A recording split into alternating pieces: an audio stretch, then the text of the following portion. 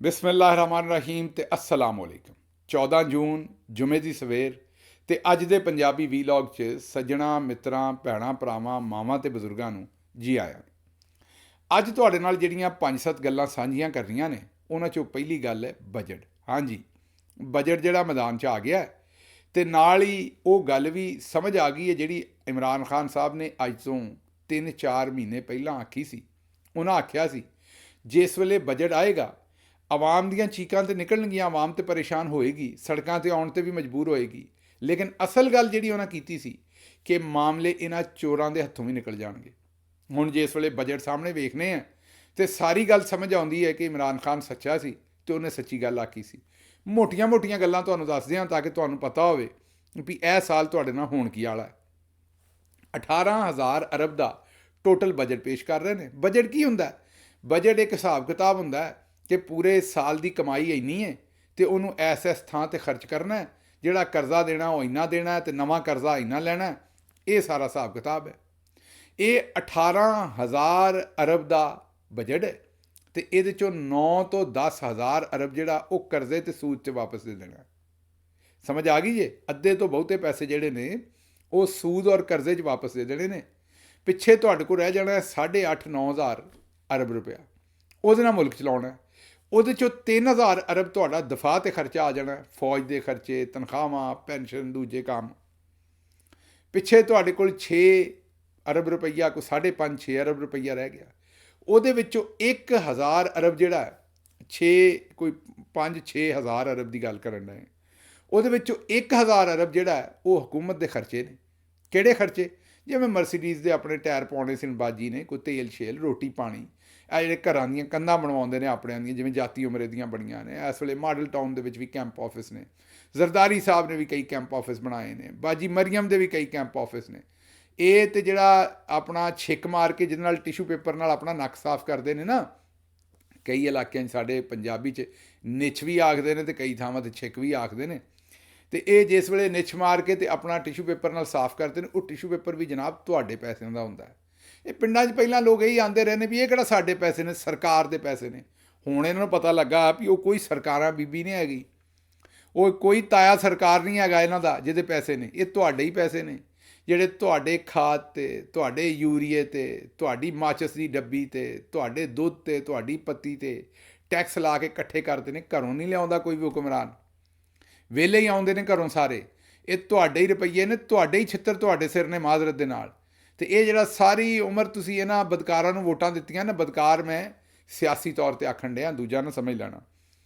ਇਹ ਜਿਹੜਾ ਇਹਨਾਂ ਸਿਆਸੀ ਬਦਕਾਰਾਂ ਨੂੰ ਤੁਸੀਂ ਵੋਟ ਦਿੱਤੇ ਨਾ ਸਾਰੀ ਉਮਰ, ਇਹ ਸੋਚ ਕੇ ਵੀ ਸਾਨੂੰ ਕੀ, ਕਿਹੜਾ ਸਾਡੇ ਰੁਪਈਏ ਨੇ। ਹੁਣ ਸਮਝ ਆ ਗਈ ਜੇ। ਇੱਕ ਤੁਹਾਨੂੰ ਮਿਸਾਲ ਦੇ ਦਿੰਦਾ ਇਸ ਬਜਟ ਦੀ। ਡੱਬੇ ਵਾਲੇ ਦੁੱਧ ਦੇ ਉੱਤੇ ਨਵਾਂ ਟੈਕਸ ਲਾ ਛੱਡਿਆ। ਉਹ ਜਿਹੜਾ ਦੁੱਧ ਹੈ ਉਹ ਵਜ਼ੀਰੇ ਖਜ਼ਾਨਾ ਸਾਹਿਬ ਕੋ ਪੁੱਛਿਆ ਵੀ ਜਨਾਬ ਇਹ ਟੈਕਸ ਲਾ ਦਿੱਤਾ। ਉਹਨਾਂ ਆਖਿਆ ਜੀ ਇਹ ਕਿਹੜਾ ਗਰੀਬ ਬੰਦਾ ਦੁੱਧ ਪੀਂਦਾ, ਤੇ ਅਮੀਰ ਪੀਂਦੇ ਨੇ ਡੱਬੇ ਵਾਲਾ। ਹੁਣ ਮੈਂ ਤੇ ਗਰੀਬ ਨੂੰ ਵੀ ਪਾਈਆ ਦਾ, ਅੱਧ ਪਾਈਆ ਦਾ ਡੱਬਾ ਲੈ ਕੇ ਤੇ ਚਾਹ ਬਣਾ ਕੇ ਤੇ ਆਪਣਾ ਗੁਜ਼ਾਰਾ ਕਰਦਿਆਂ ਵੇਖਿਆ ਡੱਬੇ ਵਾਲਾ ਦੁੱਧ। ਹੁਣ ਦੁੱਧ ਹੀ ਕੋਲੋਂ ਤੇ ਤਗੜਾ ਬੰਦਾ ਦੁੱਧ ਲੈ ਸਕਦਾ, ਕਿਉਂਕਿ ਰੋਜ਼ ਲਵਾਉਣਾ ਪੈਂਦਾ ਤੇ ਰੋਜ਼ ਵਾਲੇ ਪੈਸੇ ਤੇ ਤਗੜੇ ਬੰਦੇ ਕੋਲ, ਮਾੜੇ ਕੋਲ ਕੋਈ ਨਹੀਂ। ਇਸ ਲਈ ਇਹ ਜਿਹੜੇ ਸਾਰੇ ਮਾਮਲਾਤ ਨੇ ਇਹਨਾਂ ਦੇ ਵਿੱਚੋਂ ਜਿਹੜੀ ਇੱਕ ਗੱਲ ਸਮਝ ਆਉਣ ਡਈ ਹੈ, ਸਾਹਮਣੇ ਆਉਣ ਡਈ ਹੈ, ਉਹ ਇਹੀ ਆਉਣ ਡਈ ਹੈ ਕਿ ਆਵਾਮ ਮਾਰ ਛੱਡੀ ਹੈ। ਉਹ ਜਿਹੜਾ ਦੁੱਧ ਦੇ ਉੱਤੇ ਟੈਕਸ ਲਾਇਆ ਨਾ, ਉੱਥੋਂ 75 ਅਰਬ ਰੁਪਏ ਇਕੱਠੇ ਹੋਣੇ ਨੇ, ਉਹ ਦੇਣੇ ਨੇ MNA ਨੂੰ।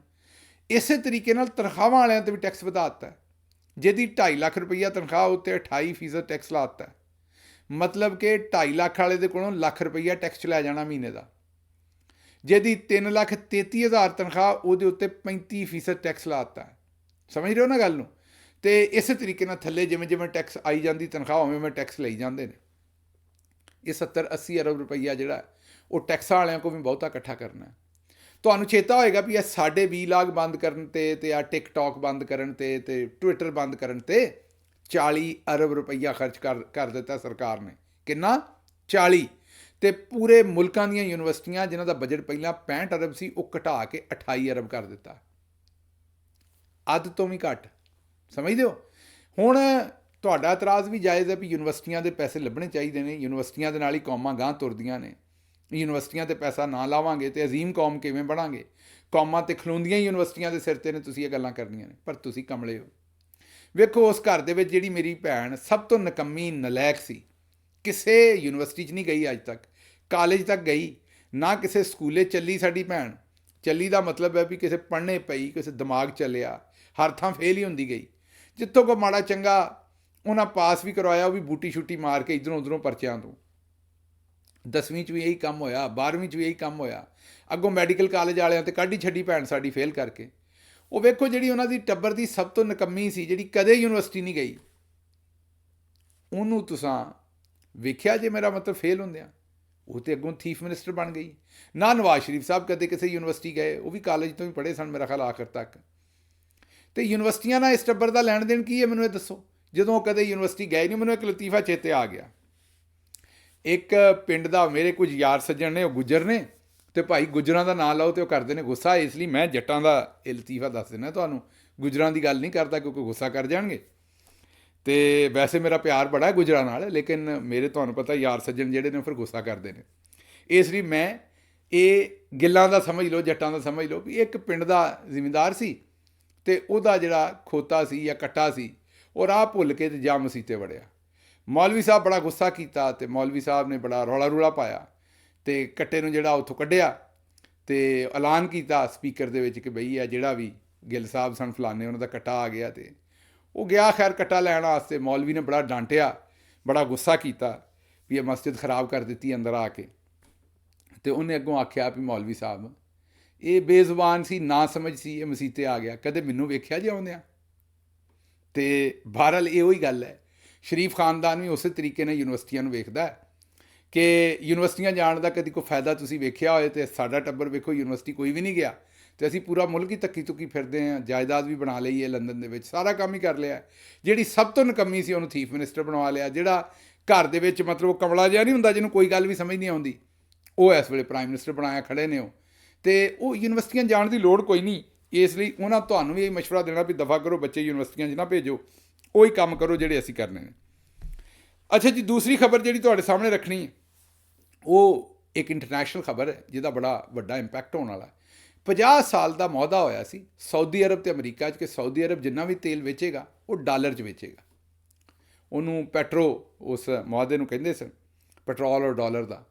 ਹੁਣ ਸਾਊਦੀ ਅਰਬ ਆਜ਼ਾਦ ਹੋ ਗਿਆ 50 ਸਾਲ ਦੇ ਮੁਆਹਦੇ ਤੋਂ ਬਾਅਦ। ਹੁਣ ਉਹ ਪੈਟਰੋਲ ਜਿਹੜਾ ਉਹ ਡਾਲਰ 'ਚ ਵੀ ਵੇਚ ਸਕਦੇ ਨੇ, ਹੁਣ ਉਹ ਪੈਟਰੋਲ ਜਿਹੜਾ ਉਹ ਯੂਰੋ 'ਚ ਵੀ ਵੇਚ ਸਕਦੇ ਨੇ, ਕਿਸੇ ਵੀ ਕਰੰਸੀ 'ਚ ਵੇਚ ਸਕਦੇ ਨੇ। ਬੜੇ ਬੰਦੇ ਇਹਦੇ 'ਤੇ ਬੜੇ ਬੜੇ ਤਬਸਰੇ ਕਰਨ ਡਏ ਨੇ ਕਿ ਜੀ ਇਹਦੇ ਨਾਲ ਇਹ ਹੋ ਜਾਣਾ, ਇਹਦੇ ਨਾਲ ਹੋ ਜਾਣਾ। ਕੁਝ ਵੀ ਨਹੀਂ ਹੋਣਾ ਭਾਈ ਜੀ। ਜਿਹੜੇ ਲਾਹੌਰ ਕੋੜੇ ਉਹ ਪਿਸ਼ੌਰ ਵੀ ਕੋੜੇ। ਜਿਹੜਾ ਕੰਮ ਡਾਲਰਾਂ 'ਚ ਵੇਚ ਕੇ ਪਹਿਲਾਂ ਕਰ ਲਿਆ ਉਹੀ ਅਸੀਂ ਦੂਜੀਆਂ ਕਰੰਸੀਆਂ 'ਚ ਵੇਚ ਕੇ ਕਰਨਾ। ਕੰਮ ਇੱਥੇ ਹੀ ਰਹਿਣਾ। ਅਸੀਂ ਐਵੇਂ ਹੀ ਵੱਡੇ ਵੱਡੇ ਲੰਮੇ ਲੰਮੇ ਲੋਕਾਂ ਨੂੰ ਕਲਾਬੇ ਮਿਲਾ ਕੇ ਤੇ ਲੋਕਾਂ ਦਾ ਦਿਮਾਗ ਨਾ ਖਰਾਬ ਕਰਿਆ ਕਰੋ ਵੀ ਹੁਣ ਇੰਜ ਮੁਸਲਮਾਨਾਂ ਨੇ ਹੋ ਜਾਣਾ ਤੇ ਹੁਣ ਉਂਝ ਹੋ ਜਾਣਾ। ਇਹ ਉਸੇ ਭਾਈ ਵਿਕਣਾ ਸਾਰਾ ਕੰਮ। ਤੇ ਉਹ ਅਮਰੀਕਾ ਜਿਹੜਾ ਐਡਾ ਕੋਈ ਬੇਵਕੂਫ ਕੋਈ ਨਹੀਂ, ਉਹਨਾਂ ਪਹਿਲਾਂ ਹੀ ਇਹਨਾਂ ਦਾ ਸਰਬੰਧ ਕੋਈ ਨਾ ਕੋਈ ਕੀਤਾ ਹੋਣਾ, ਤੇ ਇਹਨਾਂ ਨੂੰ ਵੀ ਬੜਾ ਸ਼ੌਕ ਹੈ ਆਪਣਾ ਸਰਬੰਧ ਕਰਾਉਣ ਦਾ। ਇਹਨਾਂ ਨੂੰ ਕਿਹੜਾ ਘੱਟ ਸ਼ੌਕ ਹੈ। ਅੱਛਾ ਜੀ, ਇੱਕ ਵੀਡੀਓ ਸਾਹਮਣੇ ਆਈ ਹੈ ਜਿਹਦੇ ਵਿੱਚ ਸ਼ੇਰ ਅਫਜ਼ਲ ਮਰਵਤ ਸਾਹਿਬ ਬੜੇ ਗਿੱਟ-ਮਿੱਟ ਕਰ ਰਹੇ ਨੇ ਆਪਣਾ ਓਨ ਚੌਧਰੀ ਸਾਹਿਬ ਦੇ ਨਾਲ, ਤੇ ਕੰਨ ਦੇ ਵਿੱਚ ਗੱਲਾਂ, ਤੇ ਮੇਰਾ ਮਤਲਬ ਹੈ ਕਿ ਸੈਨਤਾਂ ਇੱਕ ਦੂਜੇ ਨੂੰ ਮਾਰ ਰਹੇ ਨੇ। ਇਹ ਸੈਨਤਾਂ ਕੀ ਹੁੰਦੀਆਂ ਨੇ, ਇਹ ਕਿਸੇ ਪੰਜਾਬੀ ਨੂੰ ਪੁੱਛੋ, ਬਜ਼ੁਰਗ ਨੂੰ ਦੱਸੇਗਾ। ਤੇ ਉਹਦੇ 'ਤੇ ਜ਼ਾਹਿਰ ਹੈ ਸੋਸ਼ਲ ਮੀਡੀਆ 'ਤੇ ਲੋਕਾਂ ਨੇ ਬੜਾ ਰਿਐਕਸ਼ਨ ਦਿੱਤਾ। ਮੈਂ PTI ਦੇ ਦੋਸਤਾਂ ਨੂੰ ਇਹੀ ਆਖਾਂਗਾ ਸਾਰਿਆਂ ਨੂੰ ਕਿ ਥੋੜ੍ਹਾ ਜਿਹਾ ਪਰਹੇਜ਼ ਕਰਿਆ ਕਰੋ, ਸਪੈਸ਼ਲੀ ਐਸੇ ਬੰਦਿਆਂ ਨੂੰ ਜਿਨ੍ਹਾਂ ਨੇ ਇਮਰਾਨ ਖਾਨ ਸਾਹਿਬ ਨੂੰ ਜ਼ਾਤੀ ਤੌਰ ਦੇ ਉੱਤੇ ਹਮਲਾ ਆਵਰ ਹੋਏ ਹੋਣ, ਉਹਨਾਂ ਦੀ ਕਿਰਦਾਰਕਸ਼ੀ ਕੀਤੀ ਹੋਵੇ, ਜ਼ਾਤੀ ਤਕਲੀਫ ਦਿੱਤੀ ਹੋਵੇ, ਉਹਨਾਂ ਦੋਸਤਾਂ ਤੋਂ ਥੋੜ੍ਹਾ ਜਿਹਾ ਅਵੋਇਡ ਕਰਿਆ ਕਰੋ। ਕਿਉਂਕਿ ਜਦੋਂ ਤੁਸੀਂ ਪਬਲਿਕ ਡਿਸਪਲੇ ਕਰਦੇ ਹੋ ਤਾਂ ਬੜੇ ਸਾਰੇ ਲੋਕਾਂ ਦੀ ਦਿਲ ਨੂੰ ਹਰਟ ਕਰਦੇ ਹੋ, ਉਹਨਾਂ ਦੀਆਂ ਫੀਲਿੰਗਸ ਹਰਟ ਕਰਦੇ ਹੋ, ਅਤੇ ਥੋੜ੍ਹਾ ਜਿਹਾ ਖਿਆਲ ਕਰਿਆ ਕਰੋ। ਇਹ ਮੇਰੀ ਰਿਕੁਐਸਟ ਹੈ ਤੁਹਾਡੇ ਕੋਲੋਂ। ਅੱਛਾ ਜੀ, ਮਾਸਕੋ ਵਾਲਿਆਂ ਨੇ ਵੀ, ਉਹਨਾਂ ਨੇ ਵੀ ਯੂਰੋ ਅਤੇ ਡਾਲਰ ਦੇ ਵਿੱਚ ਸਟਾਕ ਐਕਸਚੇਂਜ ਦਾ ਕਾਰੋਬਾਰ ਬੰਦ ਕਰ ਦਿੱਤਾ। ਜਿਹੜਾ ਪੂਟਨ ਭਾਈ ਹੈ ਉਹ ਵੀ ਜ਼ਰਾ ਥੋੜ੍ਹਾ ਜਿਹਾ ਸਿੱਧਾ ਹੋ ਰਿਹਾ ਦੁਨੀਆ ਨੂੰ, ਉਹਨੇ ਵੀ ਮਾਸਕੋ ਸਟਾਕ ਐਕਸਚੇਂਜ 'ਚ ਯੂਰੋ ਅਤੇ ਡਾਲਰ 'ਚ ਕਾਰੋਬਾਰ ਬੰਦ ਕਰ ਦਿੱਤਾ। ਇਹਦੇ 'ਤੇ ਕਿਸ ਦਿਨ ਤਫਸੀਲੀ ਗੱਲ ਕਰਾਂਗੇ ਕਿ ਇਹ ਰੂਸ ਜਿਹੜਾ ਹੈ ਇਹ ਕਿਉਂ ਸਿੱਧਾ ਹੋ ਰਿਹਾ, ਯੂਰਪ ਨੂੰ ਵੀ ਪੂਰੇ ਨੂੰ, ਅਮਰੀਕਾ ਨੂੰ ਵੀ, ਅਤੇ ਮਸਲਾ ਕੀ ਹੈ। ਪਹਿਲਾਂ ਤਾਂ ਰੂਸ ਜਿਹੜਾ ਉਹ 15-20 ਸਾਲ 25 ਸਾਲ ਜਾਂ 30 ਸਾਲ ਬਿਲਕੁਲ ਘੁੱਟਿਆ ਰਿਹਾ ਹੈ। ਪਿਛਲੇ ਚੰਦ ਸਾਲਾਂ ਤੋਂ ਐਡੀ ਉਠਾਨ ਉਹਦੀ ਕੀ ਹੈ, ਵਜ੍ਹਾ ਕੀ ਬਣੀ।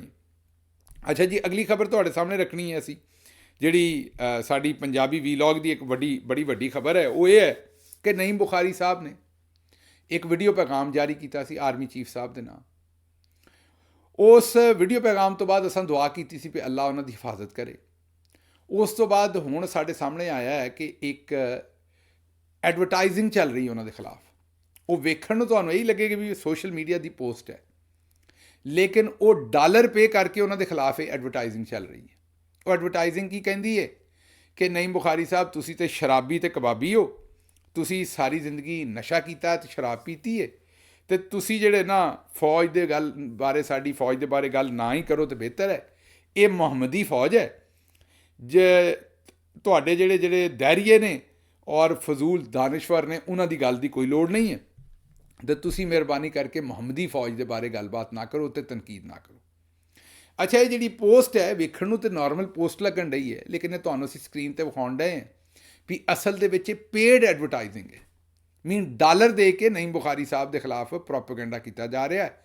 ਇਹ ਕੌਣ ਕਰਵਾ ਰਿਹਾ, ਤੁਸੀਂ ਆਪ ਹੀ ਸਮਝ ਸਕਦੇ ਹੋ ਔਰ ਸੋਚ ਸਕਦੇ ਹੋ। ਜ਼ਾਹਿਰ ਹੈ ਕਿਤੋਂ ਨਾ ਕਿਤੋਂ ਚੌਧਰੀ ਨਿਜ਼ਾਮਦੀਨ ਪਿੱਛੇ ਹੋਣੇ ਨੇ। ਵੇਖਣ ਨੂੰ ਲੱਗਣ ਡਿਆ ਵੀ ਇੱਕ ਆਮ ਪਾਕਿਸਤਾਨੀ ਨੇ ਨਈਮ ਬੁਖਾਰੀ ਸਾਹਿਬ ਦੀ ਗੱਲ ਨੂੰ ਨਾਪਸੰਦ ਕੀਤਾ ਤੇ ਉੱਤੇ ਤਨਕੀਦ ਕੀਤੀ, ਲੇਕਿਨ ਪਿੱਛੇ ਡਾਲਰ ਪਾਉਣ ਡਏ ਨੇ ਚੌਧਰੀ ਨਿਜ਼ਾਮਦੀਨ ਸਾਹਿਬ, ਤੇ ਉਹਨਾਂ ਦੇ ਖਿਲਾਫ ਜਿਹੜਾ ਉਹ ਇੱਕ ਪ੍ਰੋਪੇਗੈਂਡਾ ਸ਼ੁਰੂ ਹੋ ਗਿਆ, ਉਹਨਾਂ ਨੂੰ ਜਵਾਬ ਦਿੱਤਾ ਜਾ ਰਿਹਾ। ਅਗਲੀ ਖਬਰ ਸੈਨੇਟਰ ਇਰਫਾਨ ਸਦੀਕੀ ਨੇ, ਉਹਨਾਂ ਨੇ ਕੀਤਾ ਹੈ ਕਿ ਜੀ ਅਸੀਂ ਮੁਜ਼ਾਕਰਾਤ ਕਰਨ ਲਈ ਤਿਆਰ ਹਾਂ। ਖੁਆਇਸ਼ ਉਹਨਾਂ ਦੀ ਇਹ ਹੈ ਕਿ ਪਹਿਲਾਂ ਇਮਰਾਨ ਖਾਨ ਐਲਾਨ ਕਰੇ ਕਿ ਅਸੀਂ ਚੋਰ ਵੀ ਨਹੀਂ ਹੈ, ਅਸੀਂ ਡਾਕੂ ਵੀ ਨਹੀਂ ਹੈ, ਔਰ ਅਸੀਂ ਪਕੀਜ਼ਾ। ਇਹ ਹੁਣ ਪਤਾ ਨਹੀਂ ਕਿਹੜੀ ਬਾਜੀ ਪਕੀਜ਼ਾ ਜਿਹਦਾ ਨਾਂ ਇਹ ਰਖਵਾਉਣਾ ਚਾਹੁੰਦੇ ਨੇ ਆਪਣੇ ਨਾਂ 'ਤੇ। ਮਤਲਬ ਇਹਨਾਂ ਦੀਆਂ ਖੁਆਇਸ਼ਾਂ ਚੈੱਕ ਕਰੋ ਕਿ ਇਰਫਾਨ ਸਦੀਕੀ ਸਾਹਿਬ ਆਂਦੇ ਨੇ ਵੀ ਅਸੀਂ ਮੁਜ਼ਾਕਰਾਤ ਉਦੋਂ ਕਰਾਂਗੇ ਜਦੋਂ ਇਮਰਾਨ ਖਾਨ ਸਾਨੂੰ ਆਖੇ ਵੀ ਅਸੀਂ ਚੋਰ ਨਹੀਂ, ਡਾਕੂ ਨਹੀਂ। ਹੁਣ ਵੇਖੋ ਵੀ ਬੰਦਾ, ਮੱਖੀ ਜਿਹੜੀ ਹੈ ਉਹ ਅਗਰ ਸਾਹਮਣੇ ਨਾ ਪਈ ਹੋਵੇ ਤੇ ਬੰਦਾ ਹੋ ਸਕਦਾ ਚਾਹ ਦਾ ਕੱਪ ਪੀ ਲੇ, ਉਹਨੂੰ ਨਾ ਪਤਾ ਹੋਵੇ। ਸਾਹਮਣੇ ਪਈ ਮੱਖੀ ਜਿਹੜੀ ਹੈ ਉਹ ਕੱਢ ਕੇ ਚਾਹ ਦਾ ਕੱਪ ਤੇ ਬੰਦਾ ਨਹੀਂ ਪੀ ਸਕਦਾ। ਤੇ ਇਹਦੀ ਮਿਸਾਲ ਮੈਂ ਹੀ ਦਿਆਂਗਾ ਕਿ ਇਰਫਾਨ ਸਦੀਕੀ ਸਾਹਿਬ, ਤੁਸੀਂ ਜਿਹੜਾ ਨਾ ਉਹ ਮੁਜ਼ਾਕਰਾਤ ਕਰਨੇ ਨੇ ਜਾਂ ਨਹੀਂ ਕਰਨੇ ਇਹ ਤਾਂ ਮੈਨੂੰ ਨਹੀਂ ਪਤਾ, ਲੇਕਿਨ ਇਹ ਮੈਨੂੰ ਪਤਾ ਹੈ ਕਿ ਇਮਰਾਨ ਖਾਨ ਨੇ ਤੁਹਾਨੂੰ ਕਦੀ ਵੀ ਪਾਕੀਜ਼ਾ ਨਹੀਂ ਆਖਣਾ। ਉਹਨਾਂ ਨੇ ਤੁਹਾਨੂੰ ਉਹੀ ਆਖਣਾ ਜੋ ਆਉਂਦੇ ਰਹੇ ਨੇ, ਤੇ ਤੁਹਾਡੀ ਖੁਆਇਸ਼ ਪੂਰੀ ਨਹੀਂ ਹੋਣੀ। ਅੱਛਾ ਜੀ, ਮੋਹਸਨ ਨਕਵੀ ਸਾਹਿਬ ਦੇ ਬਾਰੇ ਉਮਰ ਅਯੂਬ ਸਾਹਿਬ ਨੇ ਇੱਕ ਬਿਆਨ ਦਿੱਤਾ। ਉਹਨਾਂ ਕਿਹਾ ਮੋਹਸਨ ਨਕਵੀ ਜਿਹੜਾ ਸ਼ਹਬਾਜ਼ ਸ਼ਰੀਫ ਦੇ ਨਾਲ ਰੇਲੂ ਕੱਟਾ ਬਣਿਆ ਹੈ। ਉਹ ਜ਼ਰਾ, ਕਿਉਂਕਿ ਜ਼ਾਹਿਰ ਹੈ ਉਮਰ ਅਯੂਬ ਸਾਹਿਬ KP ਤੋਂ ਨੇ ਔਰ ਪੰਜਾਬੀ ਤੇ ਉਨੀ ਦਸਤਰਸ ਉਹਨਾਂ ਦੀ ਨਹੀਂ ਹੋਏਗੀ ਮੇਰੇ ਖਿਆਲ 'ਚ, ਇਸ ਲਈ ਉਹ ਇਸ ਗੱਲ ਨੂੰ ਉਲਟਾ ਸਮਝ ਗਏ ਨੇ। ਅਸਲ ਤਬਸਰਾ ਇਹ ਬਣਦਾ ਹੈ ਕਿ ਮੋਹਸਨ ਨਕਵੀ ਸਾਹਿਬ ਰੇਲੂ ਕੱਟੇ ਨਹੀਂ ਹੈਗੇ। ਅਸਲ ਦੇ ਵਿੱਚ ਤੇ ਸ਼ਹਬਾਜ਼ ਸ਼ਰੀਫ ਸਾਹਿਬ ਰੇਲੂ ਕੱਟੇ ਨੇ ਜਿਹੜੇ ਮੋਹਸਨ ਨਕਵੀ ਸਾਹਿਬ ਨੇ ਬੰਨੇ ਨੇ। ਅਸਲ ਚੌਧਰਾਹਟ ਤੇ ਇਸ ਵੇਲੇ ਮੋਹਸਨ ਨਕਵੀ ਦੀ ਹੈ। ਅਸਲ ਗੱਲਾਂ, ਹਕੂਮਤਾਂ, ਫੈਸਲੇ, ਚੌਧਰਾਂ, ਉਹ ਤਾਂ ਸਾਰੀਆਂ ਮੋਹਸਨ ਨਕਵੀ ਕੋਲ ਨੇ। ਉਹ ਤਾਂ ਲੂਰ ਨੂੰ ਨਾਲ ਸ਼ਹਬਾਜ਼ ਸ਼ਰੀਫ ਸਾਹਿਬ ਫਿਰਨ ਡਏ ਨੇ ਰੇਲੂ ਕੱਟੇ ਤਰ੍ਹਾਂ। ਰੇਲੂ ਕੱਟਾ ਹੁੰਦਾ ਇਹਦੇ ਪੱਲੇ ਕੁਛ ਨਾ ਹੋਵੇ। ਤੇ ਇਹ ਉਮਰ ਅਯੂਬ ਸਾਹਿਬ ਨੇ ਤਜਜ਼ੀਆ ਠੀਕ ਕੀਤਾ, ਲੇਕਿਨ ਉਹਦੀ ਡਾਇਰੈਕਸ਼ਨ ਥੋੜ੍ਹੀ ਜਿਹੀ ਦੂਜੇ ਪਾਸੇ ਹੋ ਗਈ। ਇਹ ਮੇਰਾ ਖਿਆਲ ਰੇਲੂ ਕੱਟਾ ਜਿਹੜਾ ਉਹ ਸ਼ਹਬਾਜ਼ ਸ਼ਰੀਫ ਹੈ, ਇੱਥੇ ਮੋਹਸਨ ਨਕਵੀ ਸਾਹਿਬ ਨਹੀਂ ਹੈਗੇ। ਅੱਛਾ ਜੀ, ਨਦੀਮ ਅਫਜ਼ਲ ਚੰਨ ਸਾਹਿਬ ਨੇ ਆਖਿਆ ਕਿ ਸਾਡੇ ਇਖਤਲਾਫਾਤ ਬੜੇ ਨੇ ਇਸ ਹਕੂਮਤ ਨਾਲ ਮੌਜੂਦਾ ਨਾਲ, ਪਰ ਅਸਾਂ ਇਹਨੂੰ ਸੁੱਟਣਾ ਨਹੀਂ। ਵਾਹ ਵਾਹ ਵਾਹ ਵਾਹ, ਕਿਆ ਗੱਲ, ਕਿਆ ਬਾਤ ਹੈ। ਨਦੀਮ ਅਫਜ਼ਲ ਚੰਨ ਸਾਹਿਬ ਤੇ ਉਹ ਜਿਹੜਾ ਉਹ ਲਤੀਫਾ ਤੁਹਾਨੂੰ ਸੁਣਾਇਆ ਸੀ ਵੀ ਇੱਕ ਮਰਾਸੀ ਜਾ ਰਿਸ਼ਤਾ ਮੰਗਿਆ, ਰਿਸ਼ਤੇ ਤੋਂ ਇਨਕਾਰ ਹੋ ਗਿਆ, ਚੌਧਰੀ ਨਾਲ ਉਹਨਾਂ ਬਦਤਮੀਜ਼ੀ ਕੀਤੀ, ਚੌਧਰੀ ਘਰੋਂ ਉਹਨੂੰ ਬਾਹਰ ਕੱਢਿਆ। ਜਿਸ ਵੇਲੇ ਬਾਹਰ ਜਾ ਕੇ ਡਿੱਗਿਆ, ਪੱਗ ਸ਼ੱਗ ਸਿੱਧੀ ਸਾਫ਼ ਕੀਤੀ ਤੇ ਆਪਣਾ ਪੱਗ ਬੰਨ੍ਹਦਿਆਂ ਉਹਨੇ ਪੁੱਛਿਆ ਕਿ ਚੌਧਰੀ ਸਾਹਿਬ ਫਿਰ ਹੁਣ ਇਨਕਾਰ ਹੀ ਸਮਝੀਏ। ਉਹ ਗੱਲ ਹੀ ਨਦੀਮ ਅਫਜ਼ਲ ਚੰਨ ਸਾਹਿਬ ਸਾਡੇ ਦੋਸਤ ਨੇ, ਭਾਈ ਨੇ, ਉਹ ਕਰਨ ਡਏ ਨੇ ਵੀ ਅਸੀਂ ਹਕੂਮਤ ਸੁੱਟਣੀ ਨਹੀਂ। ਜਨਾਬੇ ਆਲੀ, ਤੁਹਾਡੇ ਕੋਲੋਂ ਅੱਜ ਕੱਲ੍ਹ ਆਪਣਾ ਚੀਰ ਨਹੀਂ ਨਿਕਲਦਾ ਸਿੱਧਾ। ਚੀਰ ਦਾ ਮਤਲਬ ਹੈ ਜਿਹੜਾ ਸਿਰ ਦੇ ਵਾਲ ਵਾਹੀਦੇ ਨੇ, ਮੰਗ ਜਿਹਨੂੰ ਆਖਦੇ ਹੋ। ਤੇ ਤੁਹਾਡੇ ਕੋਲੋਂ ਅੱਜ ਕੱਲ੍ਹ ਆਪਣਾ ਚੀਰ ਸਿੱਧਾ ਨਹੀਂ ਨਿਕਲਦਾ ਬਿਲਾਵਲ ਸਾਹਿਬ ਕੋ। ਉਹ ਜਿੱਥੇ ਚੌਧਰੀ ਨਿਜ਼ਾਮਦੀਨ ਦੱਸਦਾ ਵੀ ਇੱਥੋਂ ਚੀਰ ਕੱਢੋ, ਉੱਥੋਂ ਤੁਹਾਡੇ ਕੋਲੋਂ ਚੀਰ ਨਿਕਲਦਾ। ਤੁਸੀਂ ਹਕੂਮਤ ਮੇਰਾ ਵੀਰ ਕਿੱਦਾਂ ਸੁੱਟਣੀ ਹੈ ਭਾਈ ਮੇਰੇ? ਅੱਜ ਕੱਲ੍ਹ ਤੇ ਤੁਸੀਂ ਹਕੂਮਤ ਦੇ ਵਿੱਚ ਇਹੀ ਤੁਹਾਡਾ ਹਿਸਾਬ ਹੈ ਵੀ ਮਰਜ਼ੀ ਨਾਲ ਚੈਨਲ ਨਹੀਂ ਬਦਲ ਸਕਦੇ ਤੁਸੀਂ ਟੈਲੀਵਿਜ਼ਨ ਦਾ। ਜਿਹੜਾ ਚੈਨਲ ਚੱਲਦਾ ਉਹ ਹੀ। ਤੇ ਰਹੀ ਬਜਟ ਪਾਸ ਕਰਾਉਣ ਦੀ ਗੱਲ, ਤੇ ਤੁਸੀਂ ਜਨਾਬ ਹੱਥਾਂ ਦੇ ਨਹੀਂ ਪੈਰਾਂ ਦੇ ਅੰਗੂਠੇ ਵੀ ਲਾਉਣੇ ਨੇ। ਇਹ ਜ਼ਰਾ ਤੁਸੀਂ ਇਹੀ ਕਹਿ ਲਓ ਕਿ ਜ਼ਰਾ ਅੱਲੜ ਦੁਸ਼ੀਜ਼ਾ ਤਰ੍ਹਾਂ ਤੁਸੀਂ ਥੋੜ੍ਹੀ ਜਿਹੀਆਂ ਅਦਾਵਾਂ ਵਿਖਾ ਰਹੇ ਹੋ ਬਜਟ ਤੋਂ ਪਹਿਲਾਂ। ਜਿੱਥੇ ਚੌਧਰੀ ਨਿਜ਼ਾਮਦੀਨ ਨੇ ਆਖਣਾ ਉਹ ਤੇ ਤੁਸੀਂ ਚੁੱਪ ਕਰਕੇ ਜਿਹੜਾ ਆਪਣਾ ਕੰਮ ਕਰਨਾ, ਤੇ ਇਹ ਗੱਲਾਂ ਜਿਹੜੀਆਂ ਨੇ ਇਹ ਨਾ ਹੀ ਕਰੋ ਤਾਂ ਬਿਹਤਰ ਹੈ। ਅੱਛਾ ਜੀ, ਅਗਲੀ ਖਬਰ ਇਹ ਹੈ, ਸੈਨੇਟਰ ਦੋਸਤ ਮੁਹੰਮਦ ਖਾਨ ਸਾਹਿਬ ਨੇ ਤਕਰੀਰ ਕੀਤੀ ਹੈ। ਉਹਨਾਂ ਨੇ ਆਪਣੀ ਤਕਰੀਰ 'ਚ ਆਖਿਆ ਕਿ ਅਫਗਾਨਿਸਤਾਨ ਦਾ ਉਹਨਾਂ ਦੱਸਿਆ ਕਿ ਉੱਥੇ ਉਹਨਾਂ ਦੀ ਤਾਲਿਬਾਨ ਨਾਲ ਗੱਲਬਾਤ ਹੋਈ ਹੈ, ਅਤੇ ਕੈਦੀ ਨੰਬਰ 804 ਜਿੰਨਾ ਪਾਕਿਸਤਾਨ 'ਚ ਮਕਬੂਲ ਹੈ ਉਸ ਤੋਂ ਬਹੁਤਾ ਅਫਗਾਨਿਸਤਾਨ 'ਚ ਹੈ। ਅਤੇ ਉੱਧਰ ਵਾਲੇ ਆਂਦੇ ਨੇ ਕਿ ਮੁਸਲਿਮ ਉਮਾ ਦਾ ਜਿਹੜਾ ਸਭ ਤੋਂ ਵੱਡਾ ਲੀਡਰ ਹੈ, ਕਿਹੋ ਜਿਹੇ ਬੇਵਕੂਫ ਲੋਕ ਹੋ ਕਿ ਤੁਸੀਂ ਉਹਨੂੰ ਜੇਲ੍ਹ ਦੇ ਵਿੱਚ ਡੱਕਿਆ ਹੈ। ਤੁਹਾਡੇ ਕੋਲ ਐਡਾ ਵੱਡਾ ਲੀਡਰ ਹੈ, ਤੁਹਾਨੂੰ ਤੁਸੀਂ ਜੇਲ੍ਹ 'ਚ ਡੱਕਿਆ, ਉਹਦੇ ਕੋਲ ਕੰਮ ਨਹੀਂ ਲੈਂਦੇ। ਬਹਰਹਾਲ ਇਹ ਤਾਂ ਸੂਰਤ ਹਾਲ ਉਹਨਾਂ ਦੱਸੀ ਹੈ। ਜਨਰਲ ਰਿਟਾਇਰਡ ਜਵੇਦ ਅਸ਼ਰਫ ਕਾਜ਼ੀ, ਆਰਮੀ ਚੀਫ ਆਸਿਫ ਨਵਾਜ਼ ਜੰਜੂਆ ਦੀ ਬੀਵੀ ਆਖਦੀ ਰਹੀ, ਉਹਨਾਂ ਦੇ ਮੁਤਾਬਕ ਇਹ ਜਨਰਲ ਰਿਟਾਇਰਡ ਜਵੇਦ ਅਸ਼ਰਫ ਕਾਜ਼ੀ ਜਿਹੜੇ DG ISI ਵੀ ਰਹੇ ਨੇ ਪਹਿਲਾਂ, ਤੇ ਵੈਸੇ ਇਹਨਾਂ ਦਾ ਮਾਰਕਾ ਇੱਕ ਇਹ ਵੀ ਹੈ ਕਿ ਸ਼ਾਇਦ ਇਹਨਾਂ ਇੱਕ ਵਾਰ ਇਹੋ ਜਿਹੇ ਇੰਜਣ ਖਰੀਦ ਲਏ ਸਨ ਚਾਈਨਾ ਤੋਂ ਕਿ ਇੰਜਣ ਜਿਹੜੇ ਸਨ ਉਹ ਵੱਡੇ ਸਨ ਤੇ ਰੇਲ ਦੀ ਪਟੜੀ ਥੱਲੇੋਂ ਛੋਟੀ ਸੀ, ਮਤਲਬ ਉਹ ਸਾਡੀ ਰੇਲ ਦੀ ਪਟੜੀ ਦੇ ਹਿਸਾਬ ਦੇ ਇੰਜਣ ਹੀ ਨਹੀਂ ਸਨ। ਤੇ ਉਹ ਤੁਹਾਨੂੰ ਪਤਾ ਹੁਣ ਪੂਰੀ ਪਟੜੀ ਤੇ ਇੰਜਣਾਂ ਦੇ ਹਿਸਾਬ ਨਾਲ ਨਹੀਂ ਬਦਲੀ ਜਾ ਸਕਦੀ ਨਾ, ਆਪਣਾ ਖੈਬਰ ਤੋਂ ਲੈ ਕੇ ਤੇ ਕਰਾਚੀ ਤੱਕ ਇੰਜਣ ਹੀ ਉਸ ਸਾਈਜ਼ ਦੇ ਲਿਆਉਣੇ ਪੈਣੇ ਸਨ। ਬਹਰਹਾਲ ਰਿਟਾਇਰ ਹੋ ਕੇ ਸਾਡੇ ਬੰਦਿਆਂ ਨੂੰ ਸਮਝ ਜ਼ਿਆਦਾ ਆ ਜਾਂਦੀ ਹੈ, ਸਿਆਣਤ ਜ਼ਿਆਦਾ ਆ ਜਾਂਦੀ, ਜਿਸ ਵੇਲੇ ਕੰਮ 'ਤੇ ਹੁੰਦੇ ਨੇ ਉਸ ਵੇਲੇ ਅੱਗਾ ਪਿੱਛਾ ਕਰ ਜਾਂਦੇ ਨੇ। ਇਹ ਸਾਡੀ ਕੌਮ ਪੂਰੀ ਦਾ ਹਾਲ ਹੈ। ਜਦੋਂ ਰਿਟਾਇਰ ਅਸੀਂ ਹੋ ਜਾਈਦਾ ਨਾ ਉਸ ਵੇਲੇ ਬੜੀ ਸਮਝ ਆਉਣੀ। ਇਹ ਜਿਹੜੀ ਮੌਜੂਦਾ ਰਜੀਮ ਹੈ, ਇਹ ਜਿਸ ਵੇਲੇ ਇਹਨਾਂ ਰਿਟਾਇਰ ਹੋ ਜਾਣਾ ਤੇ ਇਹਨਾਂ ਕਈਆਂ ਆਖਣਾ ਵੀ ਗਿੱਲ ਸਾਹਿਬ ਮੈਂ ਸ਼ਾਮਿਲ ਨਹੀਂ ਸੀ, ਤੁਹਾਡਾ ਭਰਾ ਜਿਹੜਾ ਜਿਸ ਵੇਲੇ ਅਗਵਾ ਕੀਤਾ ਸੀ ਉਹਦੇ 'ਚ ਅਸੀਂ ਸ਼ਾਮਿਲ ਨਹੀਂ ਸਾਂ, ਕੋਈ ਹੋਰ ਸ਼ਾਮਿਲ ਸੀ, ਫਲਾਨਾ ਕੰਮ ਅਸੀਂ ਸ਼ਾਮਿਲ ਨਹੀਂ ਸਾਂ। ਬੜੀਆਂ ਅਕਲਮੰਦੀ ਦੀਆਂ ਗੱਲਾਂ ਕਰਨੀਆਂ ਨੇ, ਪਰ ਉਹ ਨੌਕਰੀ 'ਤੇ ਬੈਠਿਆਂ ਕਿਸੇ ਨੂੰ ਅਕਲ ਨਹੀਂ ਆਉਣੀ। ਜਿਸ ਵੇਲੇ ਹਾਜ਼ਰ ਸਰਵਿਸ ਨੇ ਉਸ ਵੇਲੇ ਤੁੰਨ ਕੇ ਰੱਖਣਾ, ਜਿਸ ਵੇਲੇ ਰਿਟਾਇਰ ਹੋ ਜਾਣਾ ਤੇ ਸਾਰੀਆਂ ਅਕਲਾਂ ਆ ਜਾਣੀਆਂ ਨੇ ਸਾਰਿਆਂ ਨੂੰ। ਉਹਨਾਂ ਨੇ ਆਖਿਆ ਕਿ ਆਰਮੀ ਚੀਫ ਆਸਿਫ ਨਵਾਜ਼ ਸਾਹਿਬ ਦੀ ਬੀਵੀ ਆਖਰ ਤੱਕ ਇਹੀ ਸਮਝਦੀ ਰਹੀ ਕਿ ਉਹਨਾਂ ਦੇ ਸ਼ੌਹਰ ਨੂੰ ਨਵਾਜ਼ ਸ਼ਰੀਫ ਨੇ ਕਤਲ ਕਰਾਇਆ, ਅਤੇ ਉਹ ਕਹਿੰਦੀ ਸੀ ਕਿ ਨਵਾਜ਼ ਸ਼ਰੀਫ ਨੇ ਉਹਨਾਂ ਨੂੰ ਜ਼ਹਿਰ ਦਵਾਇਆ। ਹੁਣ ਇਹਦੀ ਤਹਿਕੀਕ ਤਾਂ ਤੁਸੀਂ ਕਰਨੀ ਸੀ ਜੀ, ਆਰਮੀ ਚੀਫ ਤੁਹਾਡੇ ਸਨ, ਜ਼ਾਹਿਰ ਹੈ ਤੁਸੀਂ ਇਹਦੀ ਤਹਿਕੀਕ ਨਹੀਂ ਕੀਤੀ ਅਤੇ ਅੱਜ ਜ਼ਾਹਿਰ ਹੈ ਗੱਲਬਾਤ ਸਾਨੂੰ ਦੱਸ ਰਹੇ ਹੋ। ਚਲੋ ਤੁਹਾਡੀ ਮਿਹਰਬਾਨੀ ਦੱਸ ਰਹੇ ਹੋ। ਹੁਣ ਤੁਹਾਡੇ ਚਿੱਠੀ ਪੱਤਰ ਰੱਖ ਦਈਏ ਜੀ ਛੇਤੀ ਨਾਲ। ਇਹਨਾਂ ਆਖਿਆ ਜੀ ਪਹਿਲੀ ਖਬਰ ਹੈ ਡਾਕਟਰ ਅਦਨਾਨ ਉਮਰ, ਉਹਨਾਂ ਕਿਹਾ ਜੀ ਗਿੱਲ ਸਾਹਿਬ ਬਹੁਤ ਅਫਸੋਸ ਹੈ PTI ਕਿਆਦਤ ਪਰ ਕਿ ਉਹਨਾਂ ਨੇ ਤੁਹਾਡੇ ਭਾਈ ਦੀ गिरफ्तारी तो भाई जी नहीं हैगी, अगवा है, क्योंकि गिरफ्तारी का तो पता होंगे जाहिर है। आप हमारे बड़े भाई हैं कि उन्होंने तो उल्टे कोई ज़्यादा गलबात नहीं की, कहना चाह रहे हैं तो असी जितों तक जो कुछ कर सके तुहाडे नाल करांगे। देखो गल है कि उन्होंने चो कुछ ने की भी और कुछ ने नहीं की। वो जिन्होंने नहीं की वो तुसीं पहलों तो वेखदे हो भी वो खान वास्ते भी कोई खास गल नहीं करते। वो माइनस खान फार्मूला जिहड़ा जो चौधरी निज़ामुद्दीन चाहुंदा है और जिन्ना कि स्क्रिप्ट उन्होंने दिंदा है उन्नी को गल करते हैं। कई बार तुसीं सुणदे हो कि बड़ियां बड़ियां वड्डियां बड़कां होंदियां, तुसीं आप हैरान हो जांदे हो भी एड्डी तत्ती तकरीर, और बाद तुहानूं हिसाब लगदा भी ये स्क्रिप्टड ही सी। ते इसलिए जिन्हां गल कीती उन्हां दी भी मेहरबानी, जिन्हां नहीं कीती उन्हां दी भी मेहरबानी। कोई भी गल ना करे तो फिर भी असीं जिथे खलोते हैं जनाब उत्थे खलोते हैं। असीं अपनी जिहड़ी साडी जो भी सोच है ਉਹਦੇ ਨਾਲ ਖਲੋਤੇ हैं, किसी इस वजह तो नहीं खलोते भी कौन गल करूँ तो कौन ना करूँ। सारा जहान भी ना करे जे साडे ईमान नूं दिल नूं ये लग रहा है भी असीं दुरुस्त थां ते खलोते हैं तो अल्लाह के करम नाल खलोते रहांगे। अच्छा जी, अगली खबर जिहड़ी उन्हां आखिया जी कि मुजाहिद हुसैन साहब आंदे ने कि एक दिन हफीजुल्ला खान नियाजी साहब ने टैलीविजन ते आखिया सी कि इमरान खान साहब इस तो पॉपूलर ने कि उन्हां दे कोल 14,000 वर्कर ने ਜਿਹੜੇ ਉਹਨਾਂ ਦੇ तमाम ਜਲਸਿਆਂ 'ਚ ਵੀ ਜਾਂਦੇ ਨੇ ਅਤੇ ਉਹ ਹੀ ਸੋਸ਼ਲ ਮੀਡੀਆ ਦੇ ਉੱਤੇ ਉਹਨਾਂ ਨੂੰ ਪ੍ਰਮੋਟ ਕਰਦੇ ਨੇ। ਅਗਰ ਉਹ 14,000 ਬੰਦੇ ਨੂੰ ਕਿਸੇ ਤਰੀਕੇ ਨਾਲ ਡੱਕ ਲਿਆ ਜਾਏ ਤਾਂ ਇਮਰਾਨ ਖਾਨ ਦੀ ਪਾਪੂਲੈਰਿਟੀ ਖਤਮ ਹੋ ਜਾਏਗੀ। ਇਹ ਆਂਦੇ ਨੇ ਕਿ ਉਸ ਦਿਨ ਤੋਂ ਬਾਅਦ ਫਿਰ PTI ਵਰਕਰਾਂ ਦੀਆਂ ਲਿਸਟਾਂ ਬਣੀਆਂ ਤਾਂ ਉਹਨਾਂ ਨੂੰ ਚੁੱਕਣਾ ਸ਼ੁਰੂ ਕਰ ਦਿੱਤਾ। ਉਹ ਐਡਾ ਸੀਰੀਅਸ ਨਾ ਲਿਆ ਕਰੋ ਹਫੀਜ਼ੁੱਲਾ ਖਾਨ ਨਿਆਜ਼ੀ ਸਾਹਿਬ ਨੂੰ, ਹੈ ਤੇ ਬਜ਼ੁਰਗ ਨੇ ਪਰ ਕਮਲੇ ਹੀ ਨੇ, ਕਮਲੀਆਂ ਹੀ ਮਾਰਦੇ ਨੇ। ਭਲਾ ਕੋਈ ਆਪਣੇ ਟੱਬਰ ਦੇ ਵਿੱਚ ਵੀ ਕਿਸੇ ਬੰਦੇ ਨੂੰ ਐਡਾ ਬੁਰਾ ਭਲਾ ਕਹਿ ਕੇ ਇੱਜ਼ਤ ਪਾ ਸਕਿਆ? ਭਲਾ ਕੋਈ ਕਿਸੇ ਆਪਣੇ ਦੀ ਬੇਇੱਜ਼ਤੀ ਕਰਕੇ ਵੀ ਉਹਦੇ ਹਿੱਸੇ 'ਚ ਇੱਜ਼ਤ ਆਈ ਹੈ? ਹਫੀਜ਼ੁੱਲਾ ਖਾਨ ਨਿਆਜ਼ੀ ਸਾਹਿਬ ਨੇ ਬਹੁਤ ਪਹਿਲਾਂ ਹੀ ਭੈੜਾ ਫੈਸਲਾ ਕਰ ਲਿਆ ਸੀ ਅਤੇ ਮਾਜ਼ਰਤ ਦੇ ਨਾਲ ਜਿਵੇਂ ਸਾਨੂੰ ਜੱਟਾਂ ਨੂੰ ਘੱਟ ਅਕਲ ਹੁੰਦੀ ਹੈ ਨਾ, ਇਵੇਂ ਹੀ ਮਾਜ਼ਰਤ ਦੇ ਨਾਲ ਨਿਆਜ਼ੀਆਂ ਨੂੰ ਵੀ ਘੱਟ ਅਕਲ ਹੁੰਦੀ। ਉਹ ਇੱਕ ਨਿਆਜ਼ੀ ਚੰਗਾ ਜੰਮ ਪਿਆ ਜਿਹਦਾ ਨਾਂ ਇਮਰਾਨ ਖਾਨ ਹੈ, ਬਾਕੀ ਸਾਰੇ ਮੇਰੇ ਵਰਗੇ ਹੀ ਨੇ। ਜਿਵੇਂ ਜੇ ਅਸੀਂ ਜੱਟ ਹੈ ਨਾ, ਜਿੰਨੀ ਕੁ ਅਕਲ ਸਾਨੂੰ ਹੈ ਉਨੀ ਕੁ ਇਹਨਾਂ ਨੂੰ ਹੀ ਹੈ। ਅਤੇ ਹਫੀਜ਼ੁੱਲਾ ਖਾਨ ਨਿਆਜ਼ੀ ਸਾਹਿਬ ਜ਼ਰਾ ਸਿਆਣੇ ਨੇ ਅਤੇ ਜ਼ਰਾ ਉਹਨਾਂ ਨੇ ਆਪਣੀ ਕਟਿੰਗ ਸ਼ਟਿੰਗ ਅਤੇ ਕੱਪੜੇ ਛੱਪੜੇ ਬੜੇ ਮੁਦੱਬਰਾਨਾ ਪਾਉਂਦੇ ਨੇ। ਅੰਦਰੋਂ ਹਾਲ ਉਹਨਾਂ ਦਾ ਮੇਰੇ ਵਰਗਾ ਹੀ ਹੈ ਅਤੇ ਐਡਾ ਸੀਰੀਅਸ ਨਾ ਲਿਆ ਕਰੋ ਉਹਨਾਂ ਨੂੰ।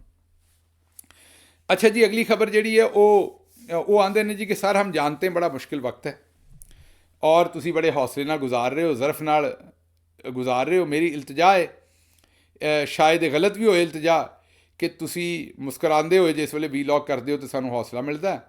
तुहाडी मुस्कुराहट सानू दिली इतमान दिंदी है तो हो सके तो इन्हां मुश्किल हालात च भी जिस वेले तुहाडे ते ज़ाती मसले ने तुसी मुस्कुरा के वीलॉग करो। कोशिश पूरी करना है जी, ਤੁਹਾਡੀ ਗੱਲ ਬਿਲਕੁਲ ਠੀਕ ਹੈ। ਮੈਂ ਪਹਿਲੇ ਦਿਨ ਵੀ ਆਖਿਆ ਸੀ ਕਿ ਅਰਸ਼ਦ ਸ਼ਰੀਫ ਕੋਲੋਂ ਇੱਕੋ ਹੀ ਗੱਲ ਸਿੱਖੀ ਹੈ, ਸ਼ੋ ਮਸਟ ਗੋ ਔਨ। ਅਤੇ ਅਸੀਂ ਜਨਾਬ ਤੁਹਾਡੇ ਨਾਲ ਜਿਹੜੀ ਕਮਿਟਮੈਂਟ ਹੈ ਸੱਚ ਬੋਲਣ ਦੀ, ਉਹ ਬੈਠੇ ਹਾਂ ਔਰ ਬੈਠੇ ਰਹਾਂਗੇ। ਜੋ ਵੀ ਹੋਇਆ ਇਹ ਨਹੀਂ ਕਿ ਤਕਲੀਫ ਨਹੀਂ ਹੁੰਦੀ, ਇਹ ਨਹੀਂ ਕਿ ਪਰੇਸ਼ਾਨੀ ਨਹੀਂ ਹੁੰਦੀ, ਜ਼ਾਹਿਰ ਹੈ ਹੁੰਦੀ ਹੈ, ਬੜੀਆਂ ਗੱਲਾਂ ਤੋਂ ਹੁੰਦੀ ਹੈ। ਗਾਂ ਵੀ ਸ਼ਾਇਦ ਹੋਵੇ, ਸ਼ਾਇਦ ਇਸ ਤੋਂ ਵੀ ਵੱਡੀਆਂ ਪਰੇਸ਼ਾਨੀਆਂ ਆਉਣ, ਲੇਕਿਨ ਇੱਕ ਤੁਹਾਡੇ ਨਾਲ ਵਾਅਦਾ ਹੈ ਕਿ ਜਿੱਦਣ ਦਾ ਦਿਨ ਤੱਕ ਦਿਲ ਦੇ ਵਿੱਚ ਇਹ ਗੱਲ ਹੈ ਵੀ ਮੈਂ ਸੱਚ ਬੋਲਣ ਡਿਆ, ਮੈਨੂੰ ਆਪ ਯਕੀਨ ਹੈ ਕਿ ਮੈਂ ਸੱਚ ਦੇ ਰਾਹ 'ਤੇ ਹਾਂ। ਮੇਰਾ ਤੁਹਾਡੇ ਨਾਲ ਵਾਅਦਾ ਹੈ ਕਿ ਮੈਂ ਸੱਚ ਬੋਲਦਾ ਰਹਾਂਗਾ ਅਤੇ ਇਸ ਤੋਂ ਪਿੱਛਾ ਨਹੀਂ ਹੋਵਾਂਗਾ। ਅੱਛਾ ਜੀ, ਅਗਲੀ ਗੱਲ ਹੈ ਉਹਨਾਂ ਆਖਿਆ ਕਿ ਗਿੱਲ ਸਾਹਿਬ ਪਲੀਜ਼ ਉਹਨਾਂ ਲੋਕਾਂ ਲਈ ਵੀ ਆਵਾਜ਼ ਉਠਾਓ ਜਿਹੜੇ ਮਜਬੂਰੀ ਨਾਲ ਜਿਨ੍ਹਾਂ ਅਸਾਈਲਮ ਲਿਆ ਹੈ। ਇਹ ਜਿਹੜੀ ਉਹ ਗੱਲਬਾਤ ਅਸੀਂ ਪਿਛਲੇ 2-4 ਦਿਨਾਂ ਦੀ ਕਰ ਰਹੇ ਹਾਂ ਕਿ ਹਕੂਮਤ ਨੇ ਅਸਾਈਲਮ ਲੈਣ ਵਾਲਿਆਂ ਦੇ ਪਾਸਪੋਰਟ ਜਿਹੜੇ ਨੇ ਬਲਾਕ ਕਰ ਛੱਡੇ ਨੇ। ਇਹ ਸਾਡਾ ਭਰਾ ਜਿਹੜਾ ਸੁਹਾਨ ਅਲੀ, ਇਹ ਆਂਦੇ ਨੇ ਕਿ ਜਨਾਬ ਮੈਂ ਮਜਬੂਰੀ ਨਾਲ ਬਾਹਰ ਅਸਾਈਲਮ ਲਿਆ ਅਤੇ ਅਸੀਂ ਕਿਹੜਾ ਕੋਈ ਸ਼ੌਕ ਨਾਲ ਲਿਆ, ਅਤੇ ਹੁਣ ਸਾਡੇ ਪਾਸਪੋਰਟ ਬੰਦ ਕਰ ਛੱਡੇ ਨੇ, ਅਤੇ ਹੁਣ ਦੱਸੋ ਵੀ ਅਸੀਂ ਕਿੱਥੇ ਜਾਈਏ। ਗਵਰਨਮੈਂਟ ਜਿਹੜੀ ਹੈ ਆਪ ਤੇ ਕਦੀ ਚਾਈਨਾ ਦੇ ਕੋਲ ਜਾਂਦੇ ਨੇ, ਕਦੀ ਦੁਬਈ ਕੋਲ ਜਾਂਦੇ ਨੇ, ਕਦੀ ਅਮਰੀਕਾ ਕੋਲ ਲੈ ਕੇ ਜਾਂਦੇ ਨੇ ਕਾਸਾ, ਅਤੇ ਉੱਥੋਂ ਜਾ ਕੇ ਮੰਗਦੇ ਨੇ, ਉੱਥੇ ਭੀਖ ਮੰਗਦੇ ਨੇ, ਕਦੀ IMF ਕੋਲੋਂ ਅਤੇ ਕਦੀ ਕਿਸੇ ਕੋਲੋਂ ਕਰਦੇ ਹਨ। ਅਤੇ ਜਿਹੜੇ ਅਸੀਂ ਬਾਹਰ ਬੈਠੇ ਨੇ ਓਵਰਸੀਜ਼ ਜਿਹੜੇ ਪੈਸੇ ਘੱਲਦੇ ਉਹਨਾਂ ਦੇ ਪਾਸਪੋਰਟ ਬਲੌਕ ਕਰਨ ਦੇ ਨੇ। ਇਹਨਾਂ ਨੂੰ ਸਮਝਾਓ ਇਹ ਸਾਨੂੰ ਇਸ ਤਰ੍ਹਾਂ ਬਿਜ਼ਤ ਨਾ ਕਰਨ ਅਤੇ ਤੰਗ ਨਾ ਕਰਨ। ਮੇਰਾ ਵੀਰ, ਅਗਰ ਇਹਨਾਂ ਨੂੰ ਸਮਝ ਆਉਂਦੀ ਹੁੰਦੀ ਅਤੇ ਇਹਨਾਂ ਨੂੰ ਅਕਲ ਹੁੰਦੀ ਤਾਂ ਪਹਿਲਾਂ ਇਹੋ ਜਿਹੇ ਕੰਮ ਕਰਦੇ। ਲਓ ਜੀ, ਮੈਨੂੰ ਦਿਓ ਇਜਾਜ਼ਤ, ਤੇ ਰੱਬ ਰੱਖ।